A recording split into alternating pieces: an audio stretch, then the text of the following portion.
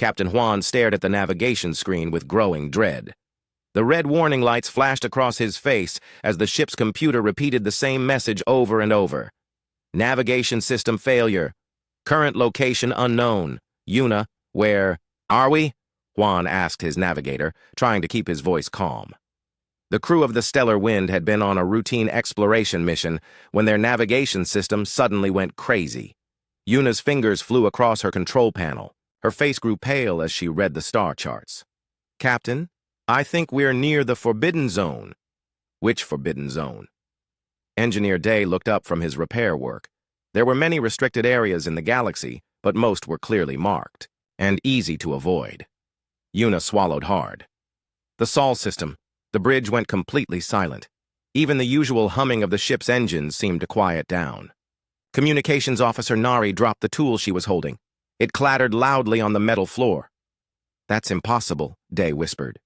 No ship has been to the Sol system in over 3,000 years. It's completely off limits. Juan felt his stomach drop. Every spacefarer knew about the Sol system. It was the first rule they learned at the academy. Never go there, never even get close. The old star charts marked it with ancient symbols that meant the sleepers and do not disturb. Nobody questioned why. It was just the way things had always been. How close are we? Juan asked. Una checked her readings again. We're at the edge of the system, about 12 hours from the outer planets. Set course away from here. Maximum speed, Juan ordered. Captain, wait, Nari said suddenly. She was listening to something through her headphones. I'm picking up some kind of signal. From where? The third planet, the one they call Earth.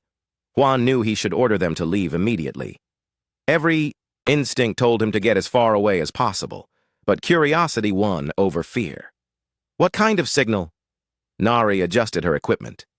It's strange, very faint, like the planet is sleeping, but dreaming. That doesn't make sense, Day said. Put it on the main speakers, Juan ordered. The bridge filled with a low, steady humming sound. It wasn't mechanical. It sounded almost like breathing, slow, deep, peaceful breathing of something enormous. There's more, Nari said. She turned some dials and suddenly they could hear music.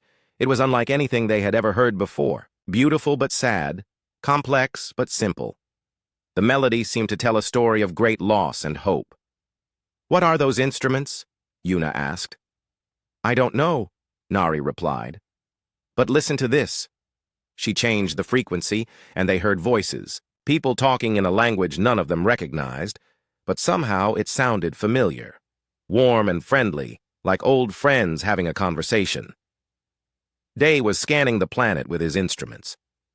Captain, you need to see this.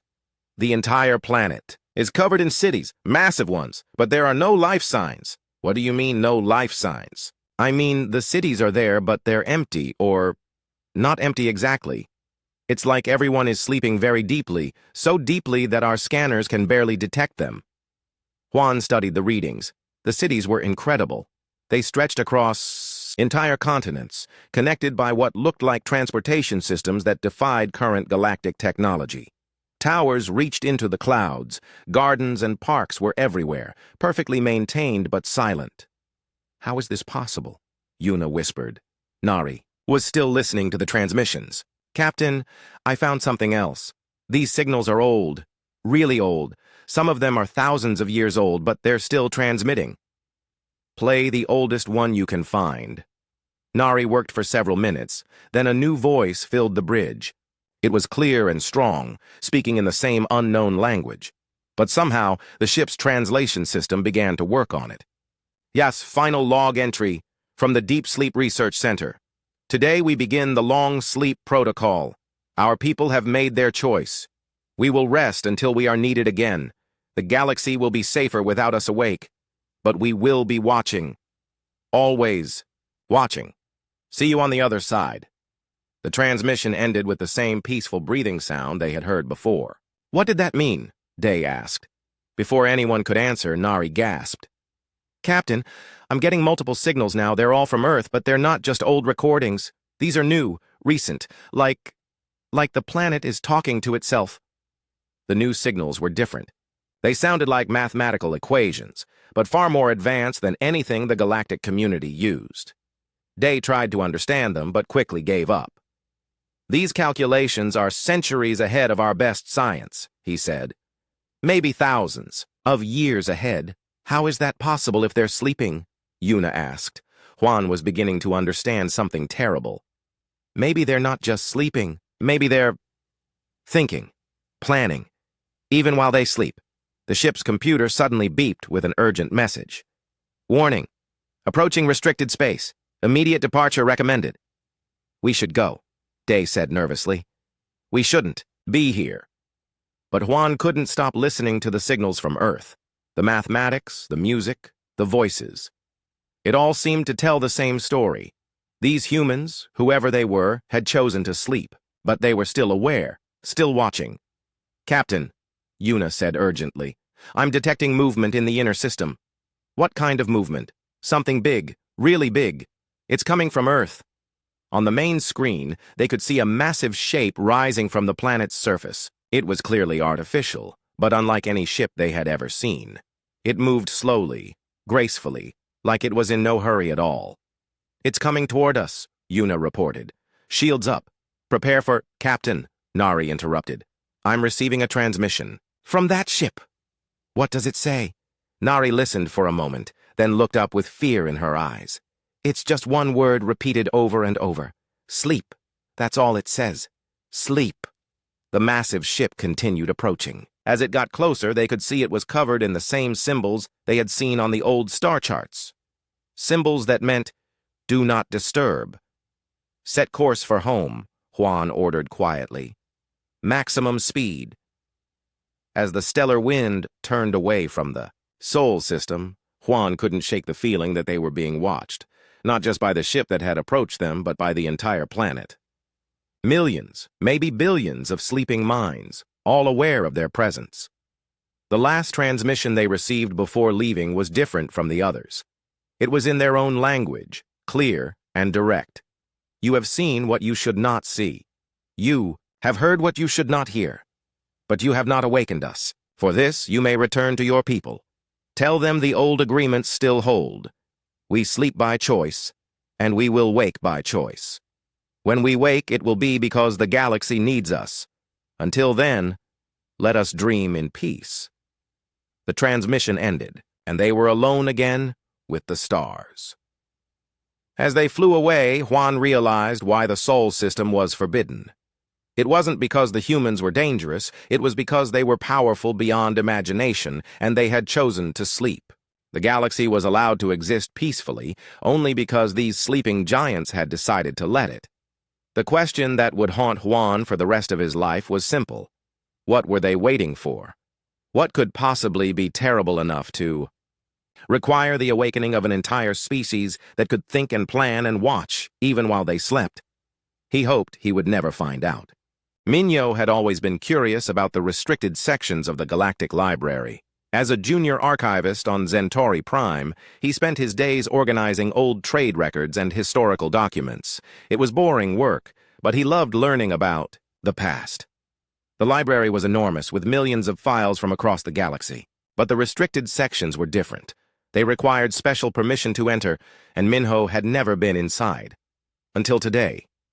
"Are you sure about this?" his colleague Jiwon whispered as they walked down the dimly lit hallway. She carried the access card they had borrowed from their supervisor. "We're just looking for old trade routes," Minho said. "Nothing forbidden about that." But as soon as they entered the restricted section, Minho knew they were looking at something much more important than trade routes. The files here were different, older, more carefully hidden. Jiwon activated a computer terminal and began searching for the information they needed. The screen flickered, showing file names that made no sense. "Minho, look at this. What's the Terra conflict?" "I've never heard of it," Minho said, looking over her shoulder.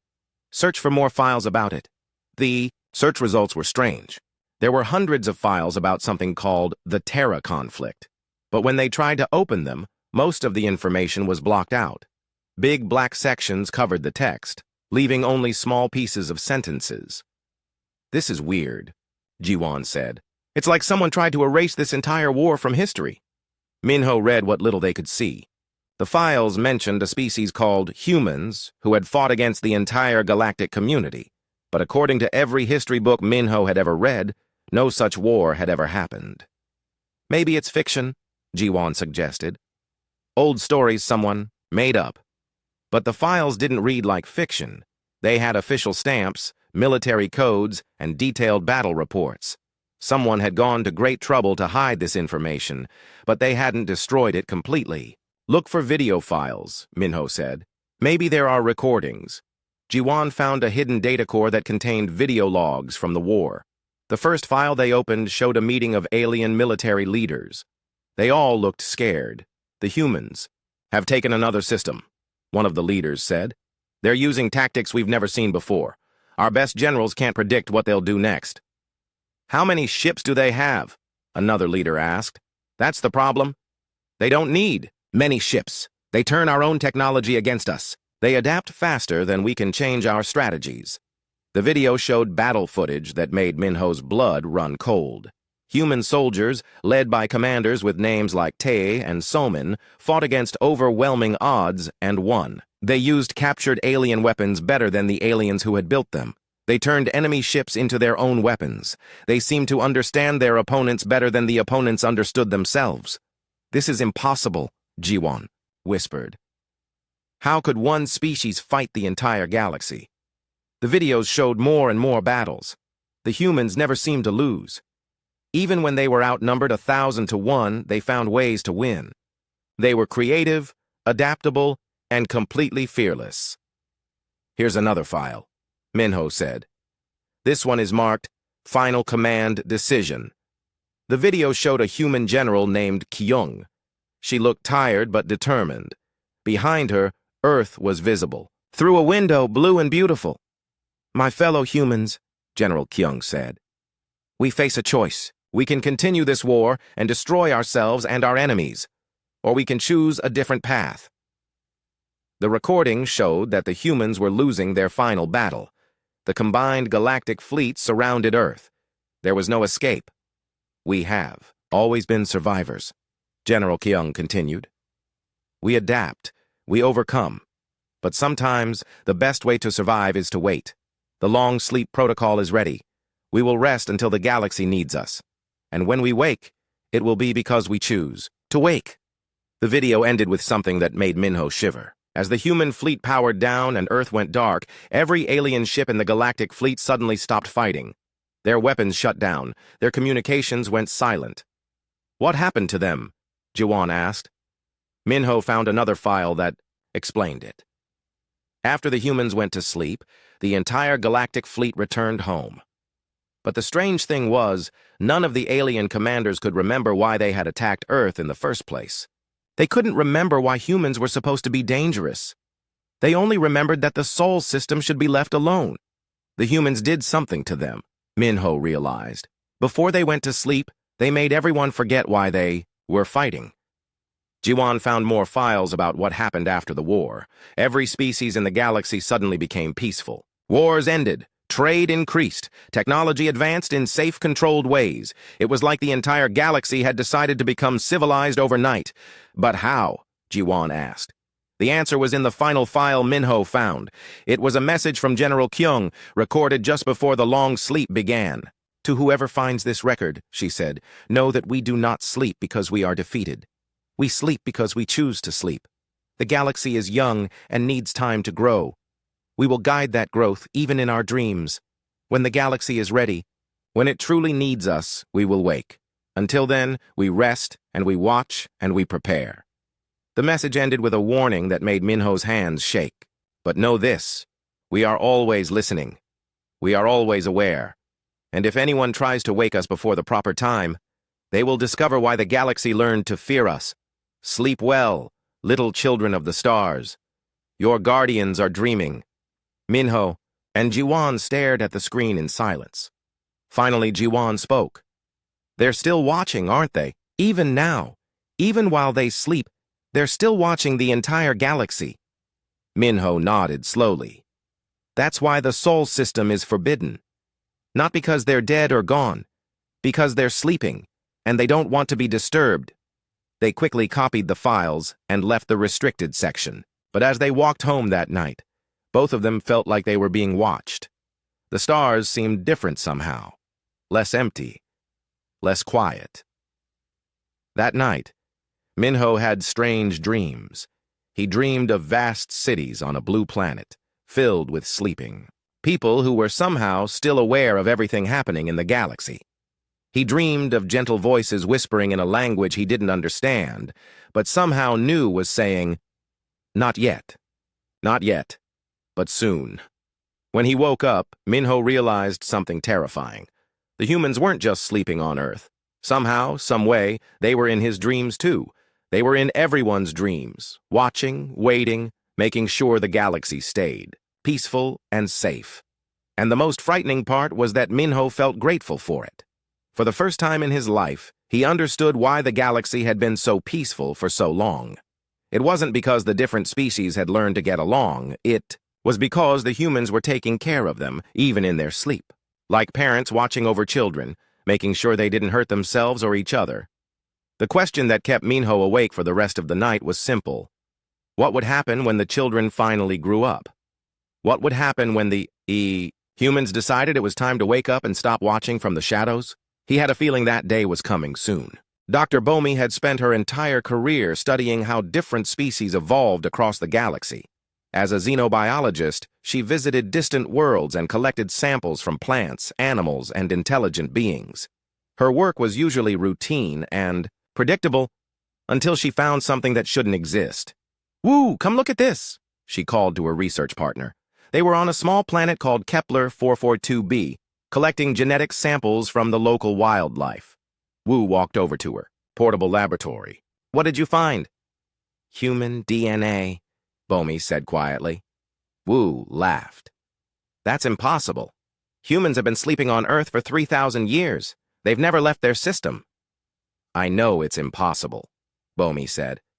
"But look at the test results. Yourself." Wu examined the data on Bomi's screen. His smile faded.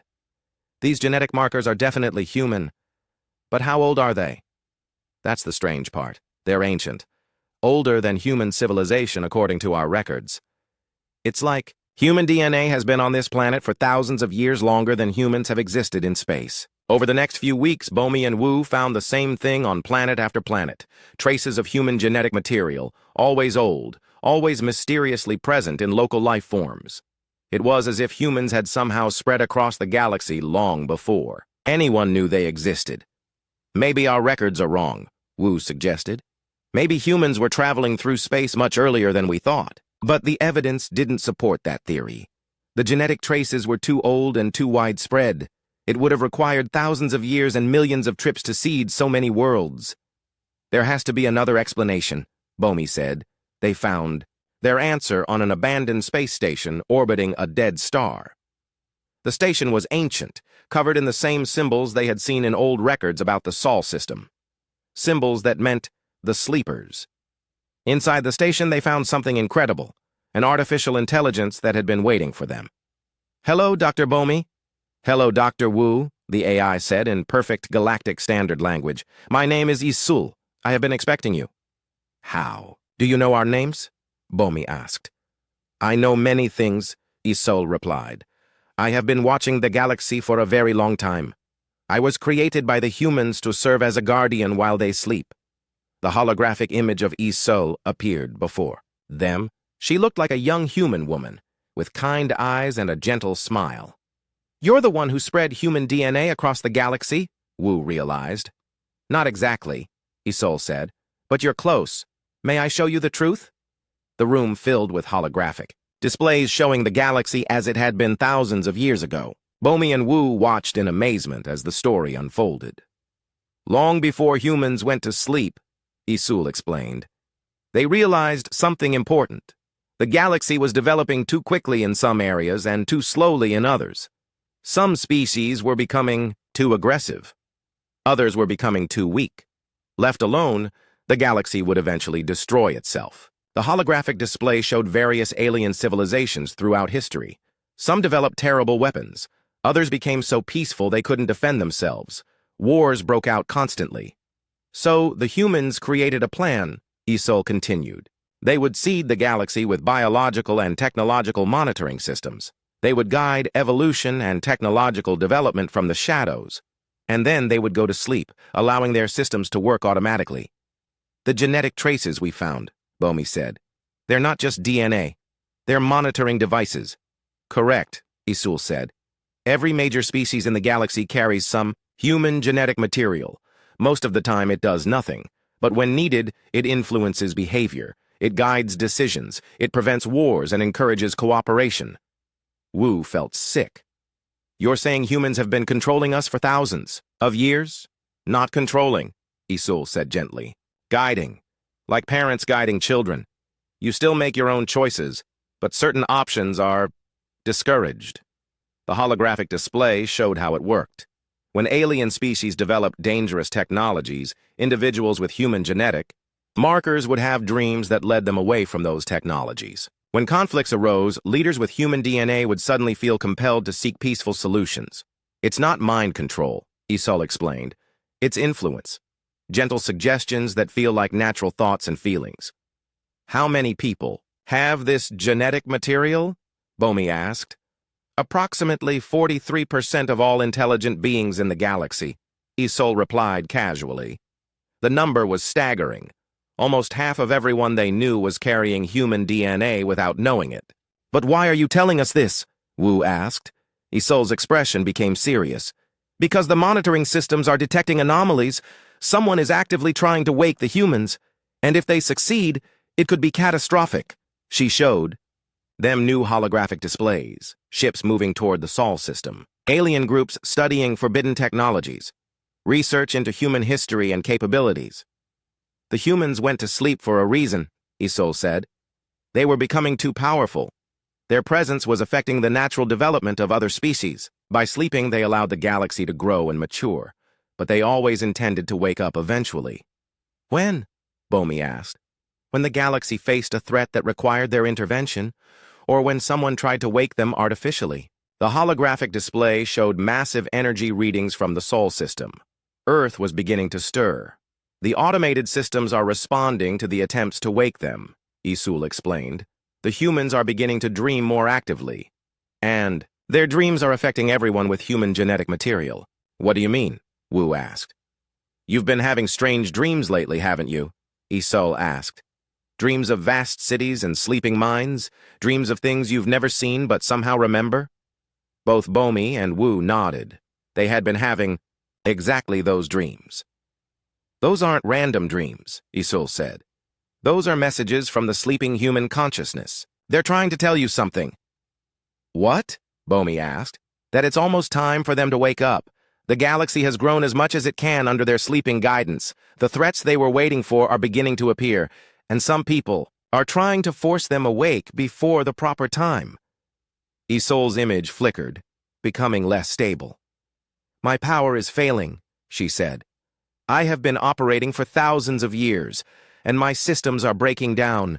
Soon, I will no longer be able to monitor the galaxy. The humans will have to take over that responsibility themselves. By waking up, Wu said, yes. But if they wake too early, or if they're forced awake by the wrong people, the results could be terrible. The humans went to sleep because they were becoming too powerful. If they wake angry or afraid, they might not be the gentle guardians the galaxy needs. The holographic display showed what could happen. Human technology that could reshape planets. Human strategies that could conquer the entire galaxy in days. Human power that could either protect or destroy everything. What can we do? Bomi asked. Prepare, Isul said simply. Help others understand what's coming. The humans will wake soon, one way or another. The galaxy needs to be ready to meet them as friends, not enemies. The AI's image began to fade completely. Remember, Isul said with her last words, they sleep because they love the galaxy too much to risk hurting it. When they wake, they will need to know that love is returned.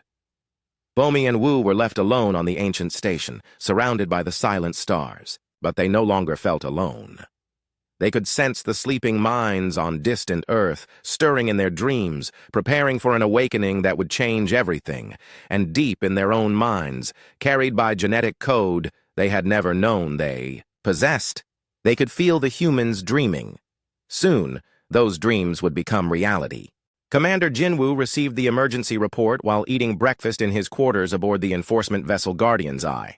The message was marked urgent and classified, which usually meant pirates or smugglers. But this was different.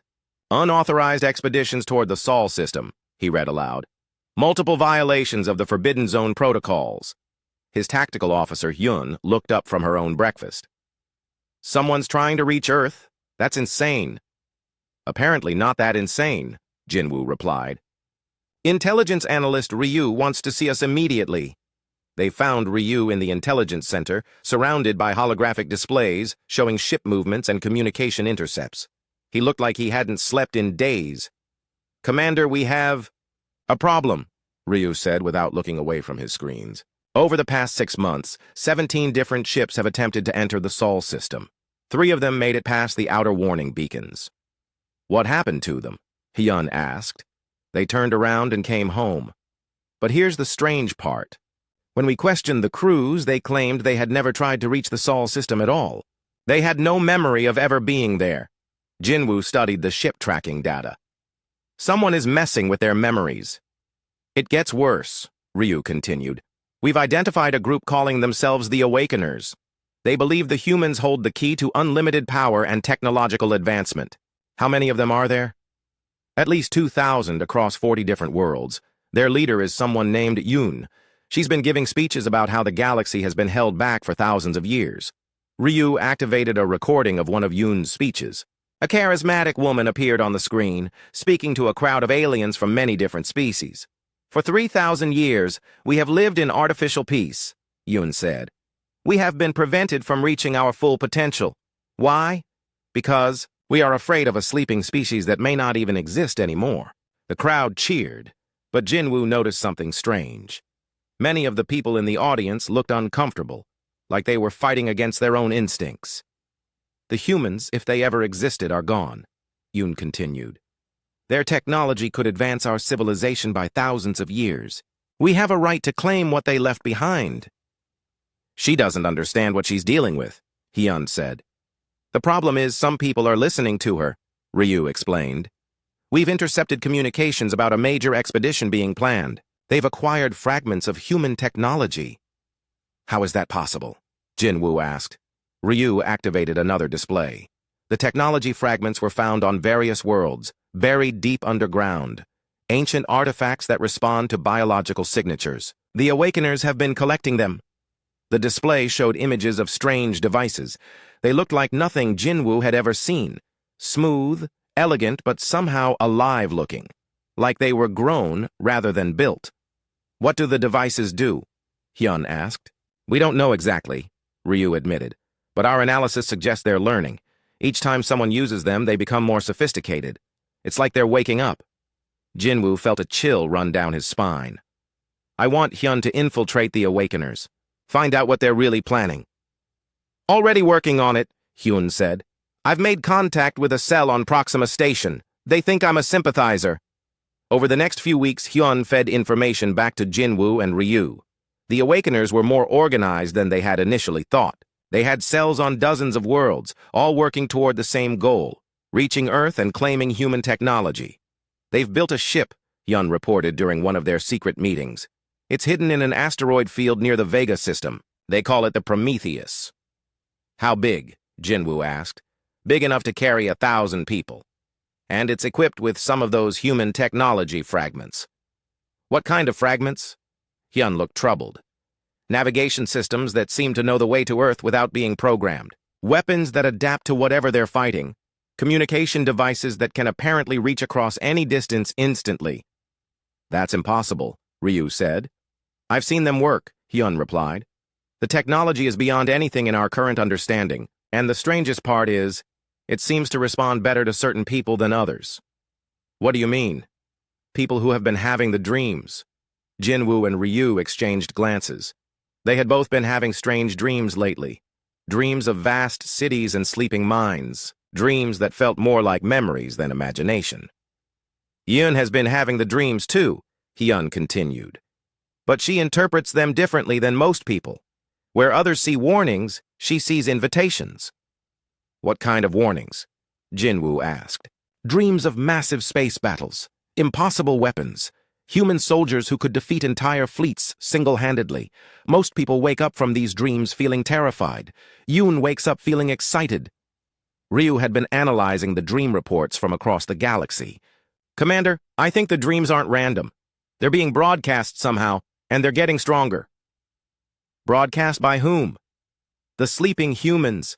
I think they're trying to warn us not to wake them. Hyun's next report was even more disturbing. They're planning to launch in 3 days. Yoon believes the dreams are actually invitations from the humans. She thinks they want to be awakened. How many ships are going? Jinwoo asked. Just the Prometheus.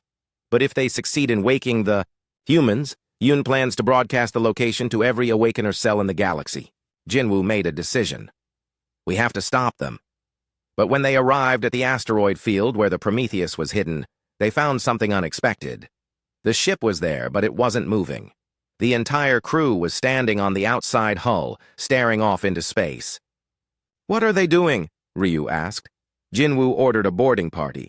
When they reached the Prometheus, they found the entire crew in a trance-like state, including Yoon. It's beautiful, Yoon whispered when Jinwoo approached her. Can you see them? The cities? The sleeping mines? What cities? Jinwoo asked. On Earth. They're so vast, so peaceful, and they're dreaming of us. They know we're coming. Yoon scanned Yoon with a medical device. Her brain activity is off the charts. It's like she's experiencing multiple consciousnesses at once. The human technology fragments, Ryu realized. They're connected to the sleeping humans somehow. When the Awakeners activated them, they opened a direct link to Earth. Through that link, the humans were sharing their dreams. But they weren't the kind of dreams Yoon had expected. They were dreams of war, of power so great it could destroy civilizations, of a species that had chosen to sleep rather than risk hurting the galaxy they loved. We have to go back, Yoon said, tears streaming down her face. We can't wake them. Not yet. They're not ready. We're not ready. One by one, the Awakeners began to snap out of their trance. And one by one, they began to understand what they had almost done. The dreams, one of them said. They were trying to show us why the Sol system is forbidden. Not because the humans are dead, because they're too powerful to be awakened by accident. As the Prometheus turned away from the Sol system, Jinwoo received a final transmission on the human communication device. It was in his own language, calm and gentle. Thank you for stopping them. We know your intentions are good, but it is not yet time. When we wake, it will be because the galaxy truly needs us. Until then, we will continue to watch and guide and protect. Sleep well, children of the stars. Your guardians are still dreaming. The transmission ended, but Jinwoo could still feel the presence of those sleeping minds. Vast, powerful, but also gentle and caring. Like parents watching over their children, making sure they didn't hurt themselves. The question that haunted him was simple. What could be so dangerous that even these sleeping gods were waiting for the right moment to face it? Seon had been working as a deep space communications technician for 15 years, and he thought he had heard every possible signal in the galaxy. Radio waves from distant stars, emergency beacons from lost ships, even the strange humming of black holes. But he had never heard anything like this. Yeren, come look at this, he called to his colleague. They were stationed on Communications Array 7, a massive listening post on the edge of known space. Linguist Yeren walked over to his console, carrying a cup of hot tea. What did you find? A signal from the Sol system, Seon said quietly. The first transmission from Earth in over 3,000 years. Yeren nearly dropped her tea. That's impossible. The humans are sleeping. I know. But listen to this. Seon played the recording through the speakers. It wasn't like the old signals Captain Huan had detected years ago. This was new, clear, and incredibly complex. It sounded like multiple voices having a conversation, but in mathematical languages that went far beyond anything the galaxy currently used. It's not directed outward, Seon explained. The signal is bouncing around inside the Sol system, like the humans are talking to themselves. Or dreaming out loud, Yeren said. Their physicist colleague, Biome, arrived just as they were trying to decode the transmission. What's all the excitement about? Earth is transmitting again, Sion said. "But we can't understand what they're saying." Biom studied the signal patterns on Sion's screen. His face went pale. "This isn't just communication. These are blueprints." "Blueprints? For what?" "Technologies that shouldn't be possible," Biom said. "Look at these energy calculations. They're describing power sources that could fuel entire star systems. And these equations, they solve problems we didn't even know existed." Yaren worked on translating the linguistic components of the signal. There are words here in dozens of different languages, human languages, but also words from every major galactic language. It's like they're thinking in multiple languages at once. "What are they saying?" Sion asked. "They're planning," Yaren said with growing alarm. "These aren't random thoughts. They're detailed tactical analyses of every major galactic civilization. Military capabilities, technological weaknesses, political structures. It's like they're preparing for something." Biom had been analyzing the technical blueprints. "Sion, these weapon designs are centuries beyond our current capabilities, maybe thousands of years beyond. A single ship built with this technology could defeat our entire galactic fleet." "But they're sleeping," Sion protested. "How can they be planning if they're sleeping?" "Maybe their sleep isn't like our sleep," Yaren suggested. "Maybe their minds are still active, still working, still learning." Over the next few days, the signals from Earth became stronger and more frequent. Sion, Yaren, and Biom worked around the clock to decode them. What they found was both amazing and terrifying. "They've been listening to everything," Yaren reported. "Every diplomatic meeting, every scientific discovery, every military exercise. They know about every major event that's happened in the galaxy during their 3,000-year sleep." "How is that possible?" Sion asked. "Remember the monitoring systems Dr. Bomi discovered?" Biom said. "The humans didn't just seed the galaxy with genetic material. They seeded it with listening devices, microscopic transmitters in everything, from communication satellites to planetary computers. The signals showed that the sleeping humans had been processing all this information continuously. They had watched civilizations rise and fall. They had observed technological developments and social changes. They had been learning and adapting even while they slept." "Look at this," Yaren said, pointing to a new transmission. "They have psychological profiles of every current galactic leader. They know how each species thinks, how they react under pressure, what motivates them." "This is preparation for war," Biom said grimly. "Or preparation to prevent war," Sion suggested. "Maybe they're planning how to maintain peace when they wake up." But the signal suggested something more immediate. The transmissions were becoming more coherent, more focused. The sleeping minds on Earth were working together more closely than ever before. "They're approaching a decision point," Yaren realized. "All these calculations, all these plans, they're preparing to make a choice about something." "About what?" "About waking up." Sion detected a new type of signal, different from the others. "This one is directed outward. It's meant for us to hear." The message was simple and clear, translated into perfect galactic standard language. "Soon." But attached to that single word was a massive data package, technical specifications, tactical assessments, and detailed information about every galactic military force. "They're telling us they're about to wake up," Biom said, "and they want us to know they're completely prepared for whatever they might face." "But why now?" Yaren asked. "What's changed?" The answer came in the final transmission they decoded. It was a single image, a star map showing something approaching the galaxy from deep space, something huge, dark, and moving fast. "What is that?" Sion asked. Biom analyzed the image. "It's artificial. Definitely not a natural phenomenon, and it's big, bigger than anything we've ever seen." "How long until it reaches our galaxy?" Yaren asked. "According to these calculations, about 50 years. The humans have been waiting for this," Sion realized. "Whatever that thing is, they've been sleeping until it arrived." The signals from Earth suddenly stopped. Complete radio silence from the Sol system. But somehow, that silence was more frightening than all the transmissions had been. "They've made their decision," Yaren said quietly. That night, all three of them had the same dream. They saw vast cities on Earth beginning to stir, lights coming on in buildings that had been dark for thousands of years. People waking up from the longest sleep in history. But these weren't the same humans who had gone to sleep. These humans had spent 3,000 years learning about the galaxy, understanding every species, every technology, every strength and weakness. They had used their sleep time to become something more than they had been before. In the dream, one of the awakening humans looked directly at Sion and spoke. "We thank you for watching over the galaxy while we slept. We thank you for growing and learning and becoming wise. But now it is time for us to take up our burden again. The thing you cannot see is coming, and only we can face it." "What is it?" Sion asked in the dream. "The reason we went to sleep in the first place," the human replied. "The enemy we have been preparing to fight for 3,000 years. Rest now, children of the stars. Your guardians are awakening." When Sion woke up, he knew the message had been real. Somehow, the sleeping humans had reached across space to speak directly to his mind. He also knew that everything was about to change.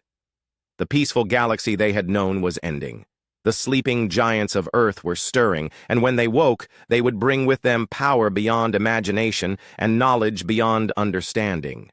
The question was, would they wake as friends or as conquerors? Would they remember their love for the galaxy they had protected? Or would 3,000 years of isolation have changed them into something else? Soon, everyone would find out. The signals from Earth had stopped, but the silence itself was a message. The humans were no longer dreaming. They were beginning to wake up. Supreme Counselor Quan had been in office for only 3 months when the crisis began. He had expected to deal with trade disputes and border negotiations.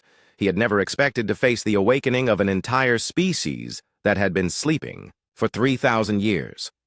"The energy readings from the Sol system are off the charts," his advisor Sunmi reported. "Every monitoring station in the galaxy is detecting massive power surges from Earth." Quan studied the data flowing across the screens in the emergency command center. The numbers were staggering.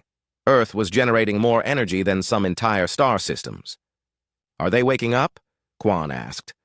"More than that," Sunmi replied. "They're activating systems throughout the galaxy. Look at this." The main screen showed a galactic map with thousands of points lighting up.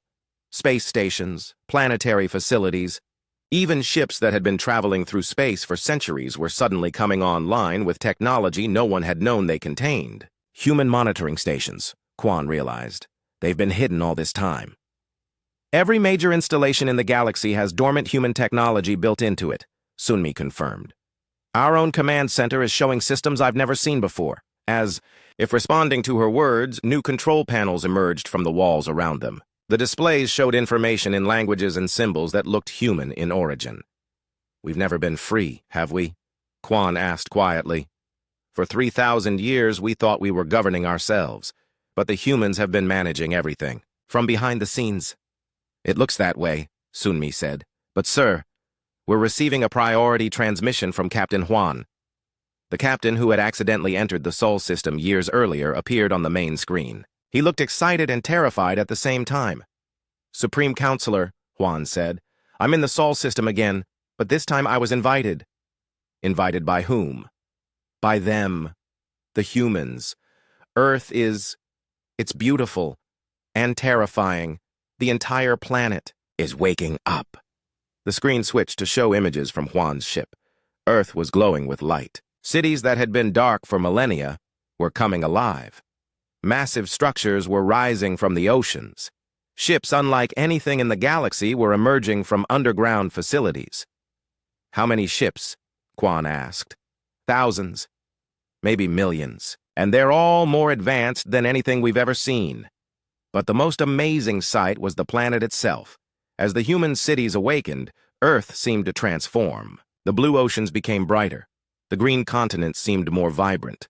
It was as if the planet itself was celebrating the return of its children. "Supreme Counselor," Sunmi interrupted. "We're receiving a transmission. It's from Earth, and it's directed specifically at you." The screen changed to show a human face. It was a man who appeared to be middle-aged, with kind eyes but an expression of absolute authority. When he spoke, his voice filled the command center with gentle power. "Supreme Counselor Quan, the human said. "My name is June. I speak for the Awakening Human Collective. We come not as conquerors, but as guardians returning to duty." "Guardians against what?" Quan asked. "The threat we have been sleeping to avoid, the reason we guided your development for 3,000 years, the enemy that only we can face." The screen showed new images. The dark object that Sion had detected approaching the galaxy. But now they could see more details. It wasn't a ship, or a natural phenomenon. It was something else entirely. "What is that thing?" Sunmi asked. "We call them the Devourers," June replied. "They consume galaxies. They turn living worlds into empty space. They have been traveling toward our galaxy for millions of years." "Why didn't you tell us before?" "Because there was nothing you could do to stop them.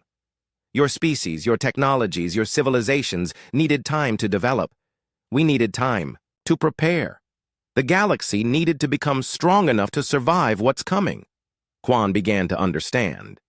"You've been shaping our development, making sure we grew in the right ways." "We guided, but you chose," June said. "Every species in the galaxy became what they chose to become. We simply ensured that your choices wouldn't destroy you or each other before the real threat arrived." The human ships emerging from Earth were unlike anything in galactic history. They moved like living things, flowing through space with impossible grace. Their weapons and shields seemed to bend the laws of physics. "How long have you been preparing for this?" Quan asked.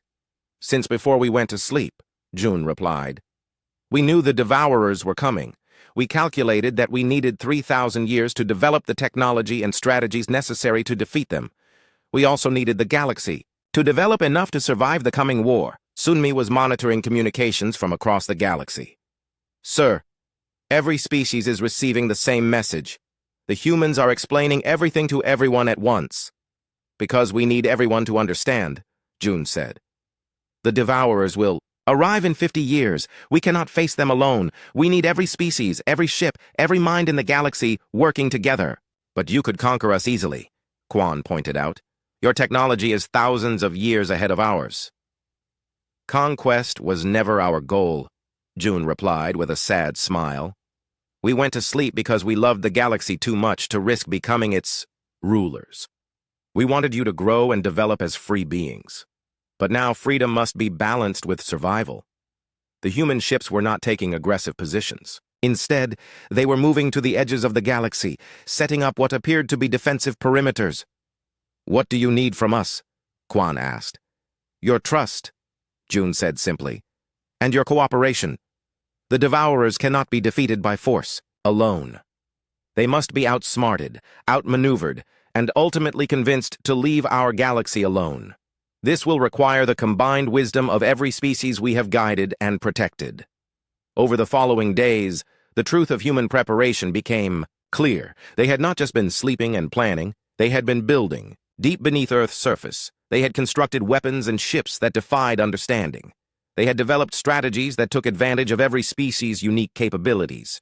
They never stopped caring for us, Sunmi realized as she studied the human plans. Every detail of their strategy is designed to protect as many lives as possible. Even after 3,000 years of sleep, we remained their priority, Quan agreed. The most amazing discovery came when human scientists began sharing their technology with galactic researchers. The humans had solved problems that had puzzled alien scientists for centuries. They had developed technologies that seemed like magic, but they shared everything freely. "Why?" Quan asked June during one of their regular communications. "You could keep this technology for yourselves, because we learned something important during our long sleep," June replied. "Power is meaningless without purpose. And our purpose has always been to protect and nurture life in all its forms. That includes helping you become as advanced as you can be."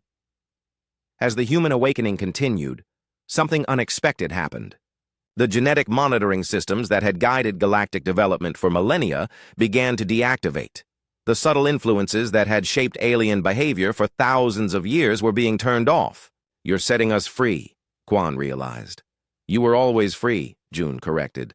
"We simply helped you make better choices, but now you are wise enough to make those choices on your own. The galaxy has grown up. It no longer needs parents watching over it, but the Devourers..." We'll be faced by equals working together, not by children being protected by adults. That is the only way this can work. Captain Juan, still in the Sol system, sent back a final report that amazed everyone. The humans aren't just awakening, he said. They're celebrating. They're happy to see how the galaxy has developed. They're proud of what we've all become. And indeed, as human cities came fully online, the signals they broadcast were filled with joy and wonder. The humans were delighted by the art, music, science, and philosophy that alien species had developed during their sleep. They were amazed by the peace and cooperation that had grown throughout the galaxy. We went to sleep hoping you would grow wise, June told Quan. You exceeded our wildest dreams. Now together we will face what's coming, not as rulers and subjects, but as equals defending our common home. The awakening was complete. Humanity had returned not as the conquerors of legend, but as the loving guardians they had always been. The galaxy they had protected was now ready to stand beside them as partners. The real test would come in 50 years, when the Devourers arrived. But for the first time since the crisis began, Quan felt hope. The universe had one rule: don't wake the humans. Now he understood why. They had never needed to be kept asleep to protect the galaxy from them. They had chosen to sleep to protect themselves from becoming something the galaxy would need protection from. And now, awakened by necessity rather than conquest, they remained the guardians they had always meant to be. The long sleep was over. The real adventure was just beginning.